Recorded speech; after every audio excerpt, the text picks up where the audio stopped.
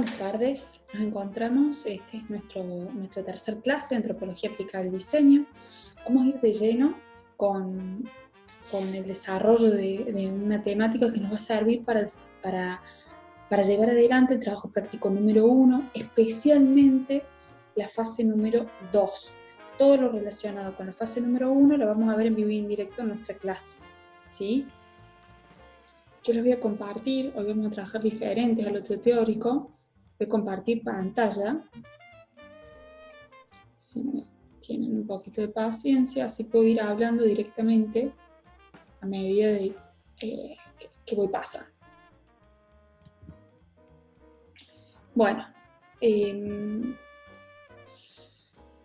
lo primero que tenemos que distinguir lo que es analizar a lo que es describir. Cuando yo analizo, justamente hago detalle de un elemento de estudio. Es decir, yo puedo hablar de un análisis cuantitativo, un análisis cualitativo, y descompongo lo que estoy observando, ¿sí? Es como muy minucioso la apreciación que uno hace sobre el objeto de estudio. Por otro lado, describir es como, no diría más sencillo, pero sí hay que saber que es, acá dice tal cual, representar o detallar el aspecto de algo, de alguien mediante el lenguaje. Es decir, yo veo algo y cuento lo que veo tal cual lo veo.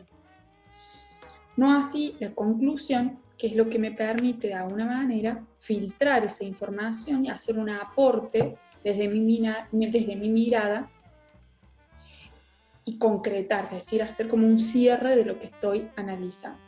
¿Qué vamos a hacer nosotros? Vamos a analizar y en algunas instancias de ese análisis vamos a necesitar describir. Lo importante es que no confundamos hacer todo el trabajo práctico desde la descripción, sino que justamente yo debo saber que tengo que descomponer mi objeto de estudio. Fíjense que todo tiene la fuente de la Real Academia Española, podría haber usado cualquier otra cosa, siempre que usted se adentre en una investigación o uno de los informes, que lo he visto en muchos casos y lo han hecho muy bien, es poner la fuente y citar de dónde se está trabajando.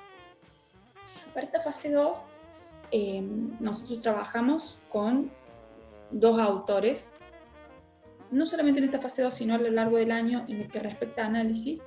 Uno es Aquiles Gay y Roberto Bulla, con su libro La lectura del objeto, y Bruno Munari, Cómo nacen los objetos. Son metodologías distintas de análisis de un producto, existen muchas otras. Nosotros por lo pronto en esta fase 2 vamos a trabajar con la lectura del objeto.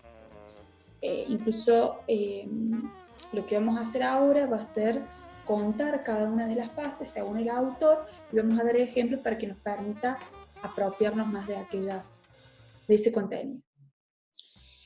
Bien, justamente cito algunas frasecitas de los autores. La lectura del objeto nos permite tanto recabar datos para ubicarlos históricamente como para sacar conclusiones de los distintos aspectos de los productos. El análisis de productos es la primera etapa del proceso de diseño.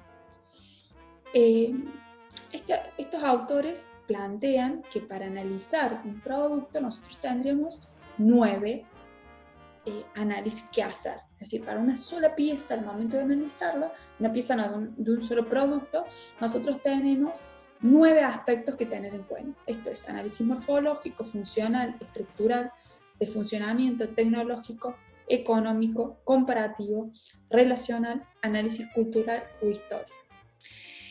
Dentro de estas clasificaciones hace una salvedad y hacen una diferencia de lo que sería la etapa objetual intrínseco al producto, que son estos 6 primeros, es decir, aquellos análisis que tienen que ver con el producto empírico, o sea, con lo más material, con lo que vemos, y hace la diferencia con la etapa global, que sería el comparativo, el relacional y el cultural, en donde desde esta asignatura siempre le damos una mayor envergadura, es decir, le dedicamos un espacio especial, porque por ahí puede tener que ver más con lo social.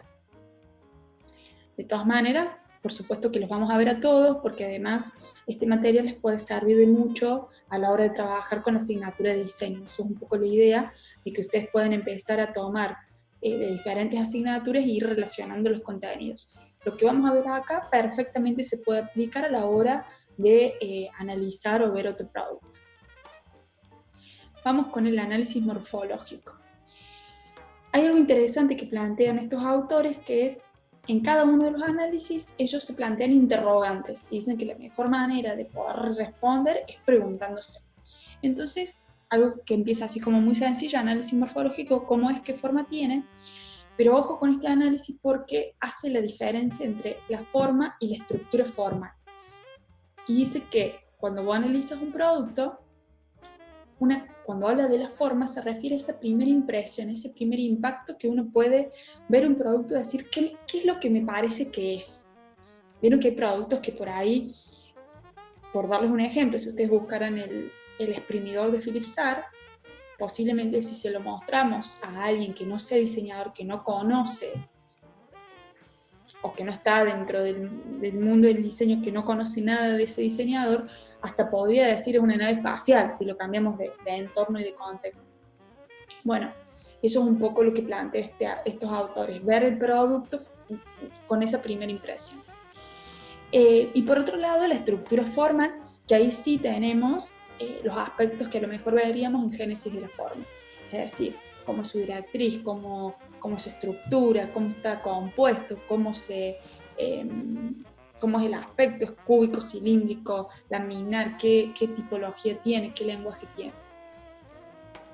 Por supuesto que las maneras de representar esto siempre es gráfico-conceptual, es decir, nosotros en nuestra profesión o ahora que nos estamos entrenando para ser diseñadores, siempre que analicemos esto, no es que vamos a hacer una monografía de cada uno de los análisis, sino tenemos que entrenar nuestro lenguaje, que es el gráfico conceptual.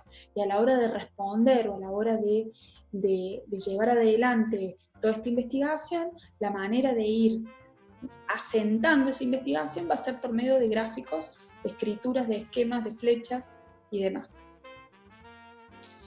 Hay otro de los análisis que es el funcional, y hay que acordarse siempre qué función cumple, es decir, para qué fue concebido ese producto. Y hay que tener en cuenta que no necesariamente cuando hablamos de funciones, solamente la función práctica, podemos hablar de una función estética, de una función significativa, es decir, muchas veces pasa que a lo mejor uno compra un producto que en la práctica no sé si es muy útil, pero a lo mejor me connota de cierta